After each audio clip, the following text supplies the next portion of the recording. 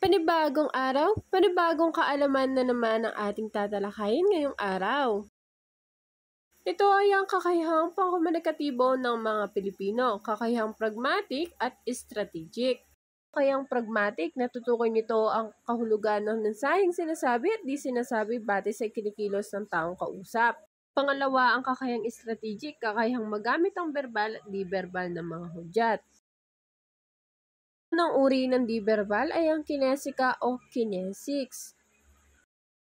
Ang kinesika o kinesics ay pag-aaral ng kilos at galaw ng katawan. Ang pangalawa naman ay ekspresyon ng mukha o pictics. Ito ay ang pag-aaral ng ekspresyon ng mukha upang maunawaan ang mensahe ng tagapahatid. At ang pangatlo naman ay ang galaw ng mga mata o oculesics.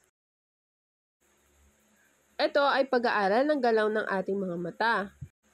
Ang pang-apat naman ay vocalics. Halimbawa na lamang nito ang pagsutsot.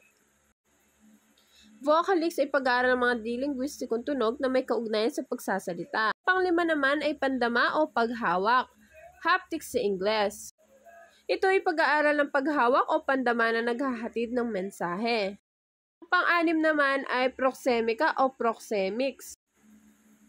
Ang proxemica o proxemics ay pag-aaral ng komunikatibong gamit ng espasyo.